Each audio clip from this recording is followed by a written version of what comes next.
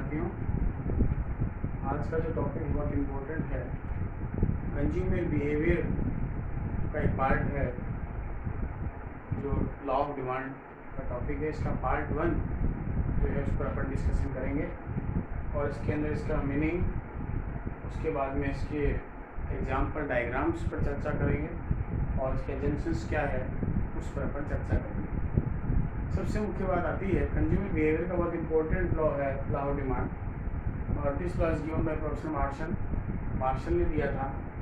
अगर हम सामान्य शब्दों में बात करें तो इसका तात्पर्य यह है कि law which explain the relationship between price and quantity demanded card law of demand, यानी ऐसा नियम जो किसी वस्तु की मांगी की मात्रा और उसके मूल्य में संबंध को बताए, वो नियम मांग का नियम कहलाता है। इस नियम का प्रतिपादन प्रोफेसर मार्शल ने किया और मार्शल ने इस नियम को प्रतिपादित करते समय ये लिखा है कि यदि अन्य बातें समान रहे तो मांग और मूल्य में विपरीत संबंध पाया जाता है। यदि बाजार में किसी वस्तु विशेष का मूल्य बढ़ता है तो मांग में कमी आती है और मूल्य में कमी होने पर मांग बढ़ जाती है, यानी मांग और मूल्य में विपरीत दिशा में परिवर्तन होते हैं। इस प्रकार मार्शल के अनुसार मांग का नियम एक ऐसा नियम है जो किसी वस्तु की मांगे की मात्रा और उसके मूल्य के मध्य विपरीत संबंध को स्पष्ट करता है। यदि हम इस प्रकार हम ये कह सकते हैं, यदि बाजार में किसी वस्तु का मूल्य कम होता है तो मांग उस वस्तु की बाजार में बढ़ जाती है, और इसके विपरीत यदि वस्तु विशेष का मूल्य कम होता है तो उसकी मांग बाजार में बढ़ जाती है। इस प्रकार यह नियम मांग और मूल्य के मध्य विपरीत संबंध को स्पष्ट करता है। अर्थात law of demand explain the inverse relationship between price and quantity demand. देखिए, जितने भी हम इकोनॉमिक लॉज के बारे में अगर बात करें, all economic laws are depend on the some assumptions, यानी वो मान्यताओं पर आधारित है। और इसका कारण ये है, मान्यताओं पर इसलिए आधारित है यानी कि हम किसी भी नियम को जब वर्तमान समय में लागू करते हैं तो उसमें कुछ मान्यताओं को लेकर चलते हैं, और उसका कारण ये है कि वर्तमान परिस्थितियों में ये नियम लागू नहीं हो पाते।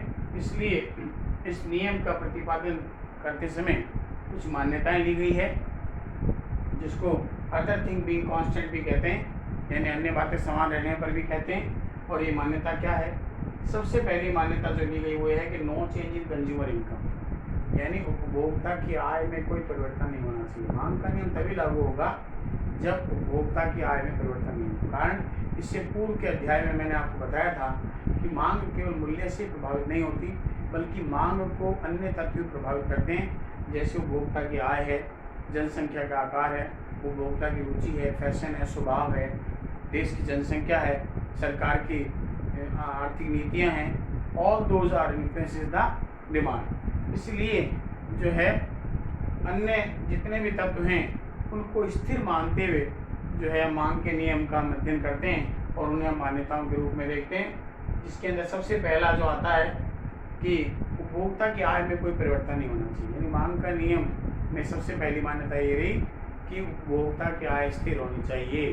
कारण कि अगर मान लीजिए उपभोक्ता की आय में परिवर्तन अगर होता है, यानी परिवर्तनशील मान लेते हैं, तो मांग का नियम लागू नहीं हो सकता। फॉर एग्जाम्पल, यदि मान लीजिए किसी वस्तु के मूल्य में 5% की वृद्धि होती है और उसकी तुलना में अगर आय में 10% की वृद्धि हो जाए तो मांग का नियम लागू नहीं होगा, क्योंकि मूल्यों में जो है वृद्धि की तुलना में आय में वृद्धि ज़्यादा हो जाती है। इसलिए यहाँ पर हम उपभोक्ता की आय को स्थिर मान लेते हैं।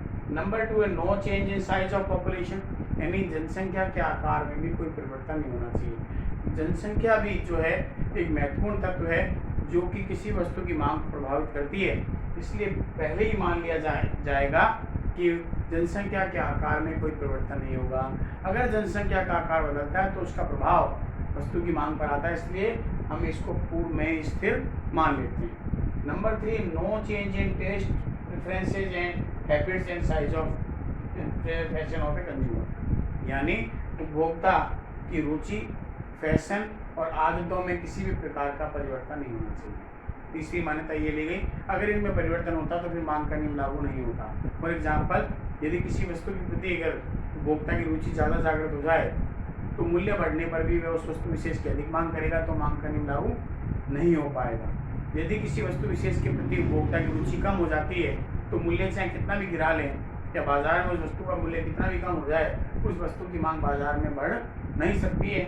इसलिए उसकी रुचि है, उसकी आदतें हैं, फैशन है, उसमें किसी भी प्रकार का परिवर्तन नहीं होना चाहिए। अगला बहुत इंपॉर्टेंट जो मान्यता वो ये no change in price of related goods, क्योंकि संबंधित वस्तुओं के मूल्यों में कोई परिवर्तन नहीं होना चाहिए। मैंने आपको पूर्व के अध्याय में बताया था कि अर्थशास्त्र में वस्तुओं को 3 भागों में बांटा जाता है। सबसे पहले सब्स्टिट्यूट गुड्स होता है, नंबर 2 कॉम्प्लीमेंट्री गुड्स होता है और नंबर 3 इंडिपेंडेंट होता है। सब्स्टिट्यूट प्रोडक्ट जिसको आप स्थानापन्न वस्तुएं कहते हैं, ये वे वस्तुएं होती है जिन्हें उपभोक्ता एक दूसरे के स्थान पर प्रयोग करता है। फॉर एग्जाम्पल, जैसे इसका हम एग्जाम्पल कोका कोला और पेप्सी के रूप में ले सकते हैं। 2 प्रकार के कोल्ड ड्रिंक है और उसके बारे में सब्स्टिट्यूट है। अगर जो है कोका कोला अगर महंगा हो गया तो उसकी जगह पर उपभोक्ता पेप्सी का क्रय कर लेगा। नंबर 2 इसका आता है complementary product, those product which are used jointly for the satisfying the demand of a consumer called complementary product, यानी ऐसी वस्तुएं जिन्हें 2 को एक साथ यूज किया जाए, एक के बिना दूसरी कोई उपयोगिता नहीं होती है। फॉर एग्जाम्पल, अगर आप कार चला रहे हैं तो आपको पेट्रोल की आवश्यकता रहेगी, इसलिए इसका जो है पूरक वस्तु का उदाहरण है।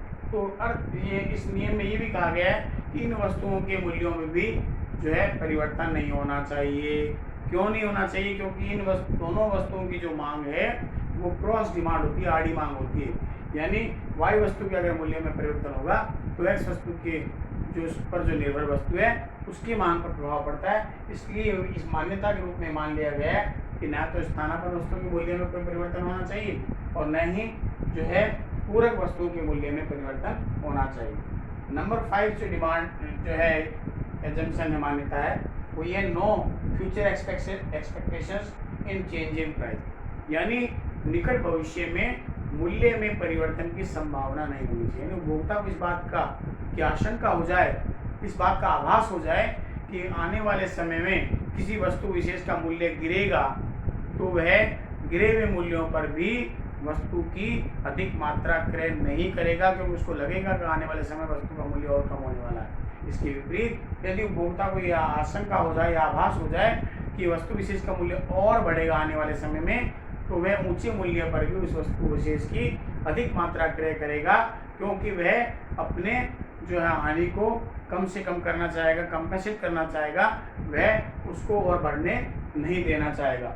ऐसी स्थिति में ये मान्यता की गई है कि निकट भविष्य में मूल्य परिवर्तन की कोई संभावना नहीं होनी चाहिए। उसके बाद है no change in government policy. देखिए, सरकारी नीतियां जो है वो भी अर्थव्यवस्था में मांग प्रभावित करती है। यदि सरकारी नीतियों के कारण से मांग में वृद्धि भी हो सकती है या कमी भी हो सकती है, क्योंकि सरकारी नीतियां किसी वस्तु विशेष के मूल्यों में वृद्धि अथवा कमी कर सकती है। इसलिए मान्यता के रूप में मान लिया गया है कि गवर्नमेंट पॉलिसी यानी सरकारी नीतियों में किसी भी प्रकार का परिवर्तन नहीं होना चाहिए। उसके बाद अगर हम इसको एग्जाम्पल और डायग्राम के आधार पर देखें तो हम ये कह सकते हैं, ये मैंने इंडिविजुअल डिमांड शेड्यूल बनाई है और इससे पूर्व के अध्याय में मैंने आपको बताया था डिमांड शेड्यूल 2 प्रकार की होती है, एक इंडिविजुअल डिमांड शेड्यूल और नंबर 2 है मार्केट डिमांड शेड्यूल। व्यक्तिगत मांग तालिका वो होती है जिसके अंदर हम एक व्यक्ति विशेष के द्वारा या एक उपभोक्ता के द्वारा विभिन्न मूल्यों पर किसी वस्तु विशेष की मांग जो की जाती है उसको अगर हम तालिका में बंद कर दें यानी टेबुलर फॉर्म में उसको बता दें तो इंडिविजुअल डिमांड शेड्यूल कहलाती है। और अगर विभिन्न उपभोक्ताओं के द्वारा या अलग अलग उपभोक्ताओं के द्वारा अलग अलग मूल्यों पर जो मांग की जाती है उसको अगर हम सम अप कर लें, यानी यूँ कहते हैं कि इंडिविजुअल डिमांड शेड्यूल का जो योग है वो मार्केट डिमांड शेड्यूल कहलाती है। हम यहाँ लॉ ऑफ डिमांड में इंडिविजुअल डिमांड शेड्यूल के आधार पर एक्सप्लेन कर रहे हैं कि किस प्रकार से जो है मांग का नियम होगा।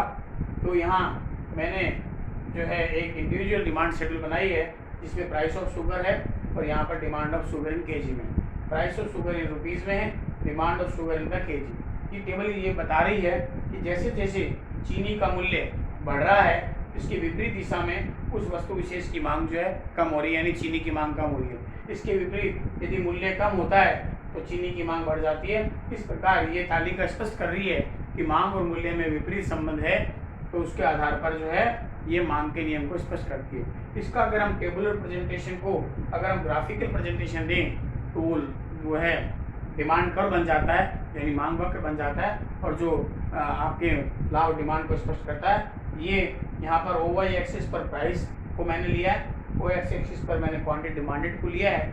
जो ये डी डी जो है मांग वक्र को दर्शा रहा है, ओ एक्स एक्सिस पर क्वांटिटी डिमांडेड है, ओ वाई एक्सिस पर प्राइस है, और डी डी डिमांड कर है। जो डिमांड को शो कर रहा है कि डिमांड पर जो है वो जो है स्लोप इसका जो डाउनवर्ड है यानी ऋणात्मक नेगेटिव, जो ये बता रहा है कि मांग और मूल्यों में विपरीत संबंध पाया जाता है। यानी ऊंचे मूल्यों पर किसी वस्तु विशेष की मांग कम होती है, और जैसे जैसे मूल्यों में कमी होती है, मूल्य का गिरना मांग का बढ़ना, मूल्य का गिरना मांग का बढ़ना, ये दोनों में विपरीत दिशा में परिवर्तन हो रहा है, जो है इस मांग के नियम को बताता है। अगला जो हमारा कल जो टॉपिक होगा इसी को हम आगे लेंगे। लॉ ऑफ डिमांड का पार्ट 2 के बारे में मैं चर्चा करूंगा कि what are the main causes जो है for applicable of law of demand, यानी ऐसे कौन कौन से कारण हैं जिसके कारण से मांग का नियम लागू होता है।